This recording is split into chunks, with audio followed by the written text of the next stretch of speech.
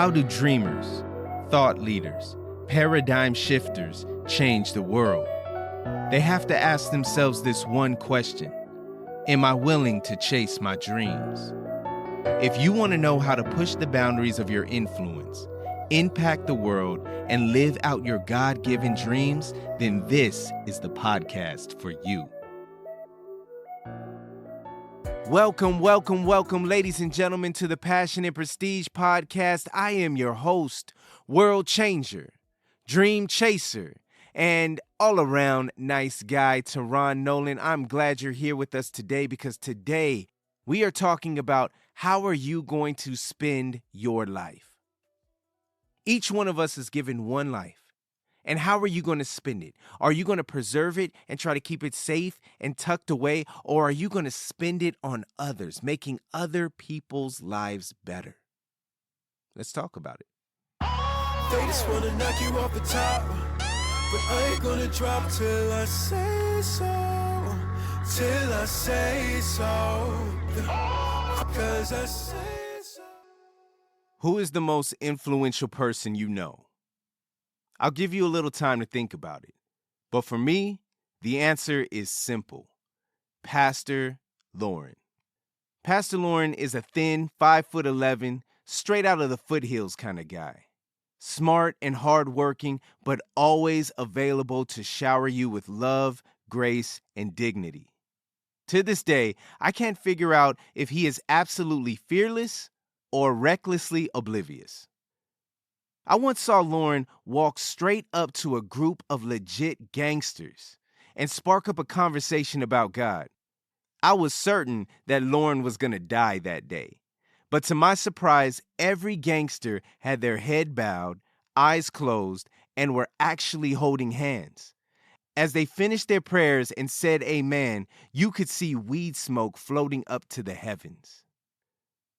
Lauren taught me a lot of lessons and actually saved my life, but that story is for another time.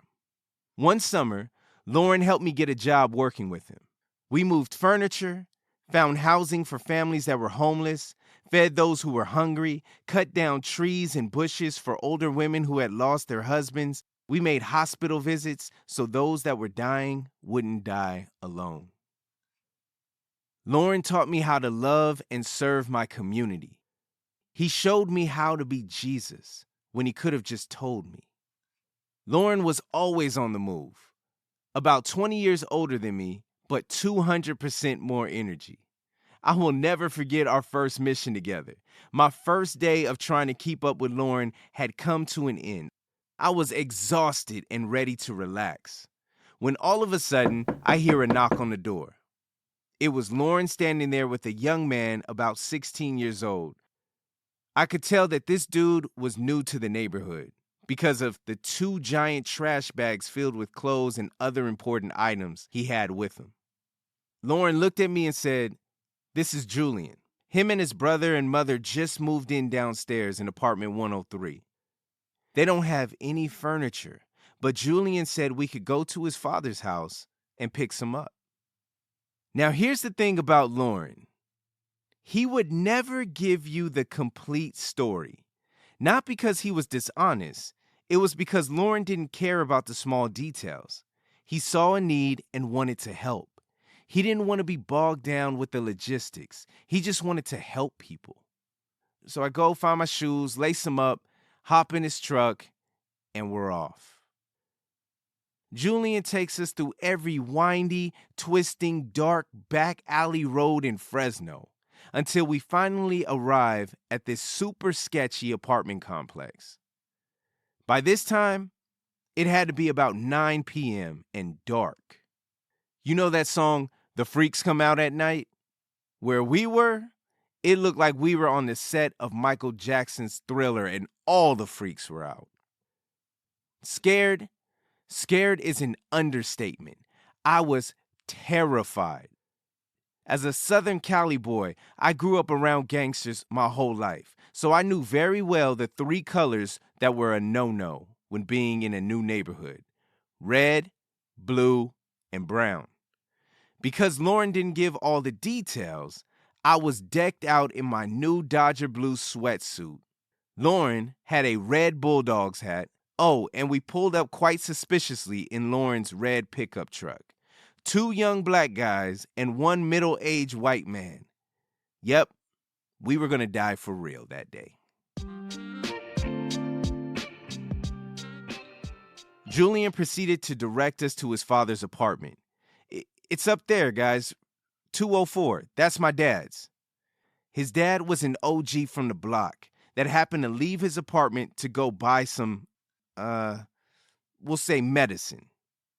We didn't know how long he was gone or how long he would be gone. We just knew we had to get in and get out. There was no sign of his father when we got there. Great. We are really gonna die tonight. Julian stuck his key in the door and checked to see if anyone was there. The apartment smelled like marijuana and was trashed. It looked like someone had thrown a bomb inside. Empty beer bottles and bugs everywhere. Did you know that a single female cockroach can produce 300 offspring in her lifetime? Keep that detail tucked away. Trust me, it's gonna come up later. We knew that we had to move fast before Julian's dad came back and found 2 strangers in his apartment.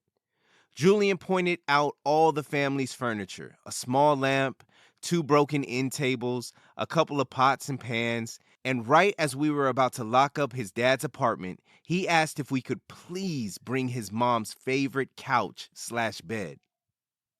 I flashed Lauren a furious glance. I could tell that Lauren's compassion tank was full and overflowing. I just wanted to go home and not get shot that night. Lauren patiently agreed, so back into the dark and scary apartment we went. The family's couch was a long black couch that smelled like everyone in that apartment complex had slept on it. And it was heavy. Everything in me wanted to check and see if there was something stuffed inside the couch, but deep down, I really didn't want to know. With a little effort and Tetris ingenuity, we shimmied the couch out of the apartment. Now all we had to do was take it down 1 flight of stairs, maneuvering past the crowds that was watching us remove a couch from this guy's apartment, and secure it in the back of Lauren's truck. As soon as the street light illuminated my hand, I saw what I dreaded more than anything. Thousands and thousands of baby cockroaches were fleeing for their lives and jumping onto me. They must have felt like the people on the Titanic as the ship was going down. Right then and there, the mystery of why the couch felt like 500 pounds was solved. An Ancestry.com kind of family tree of roaches had made their home in this couch. I screamed, dropped my side of the couch, and started tearing off articles of clothing like a madman. Now there was a half-naked black man, a teenager, and a middle-aged white guy taking a couch out of an OG's apartment. Yep, we're dead. Lauren could not hold the weight of the couch himself. So as I let go, he let go. And when the couch went down, it started to tumble over the ledge and crashed into 1,000,000 pieces on the ground floor. Whoever was not outside watching us was now front and center. Lauren looked at me, I looked at him, we both looked at Julian, and in perfect unison said, "It's time to go. We'll buy you a new couch."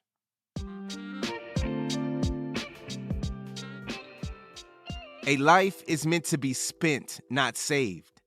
Of course, I'm talking figuratively, because ignorantly, we would rather save it. Stuff it safe in a place where pain could never find it, and intertwine it with safety and security. Blindly try to see that every moment that we spend is not a moment wasted, but rather it's an investment that pays dividends. Because the time you spend is time you will never get back again. So spend it wisely. And when your time runs out, you can stand proudly knowing that you have spent your life well. Lauren Steele is the most influential person I know. Not because of all of his achievements, both personally and as a pastor. He's an inspiration because early on in his life, he decided that he would wake up every single day and pour out his life to help others. He knows that life is a fragile, unique gift, and instead of holding on to it, he decided that he would freely give it so others would be better. That is a life well spent. What about you? Are you spending your life well? Or are you trying to hold on to it and make sure that you save it and preserve it as much as you can?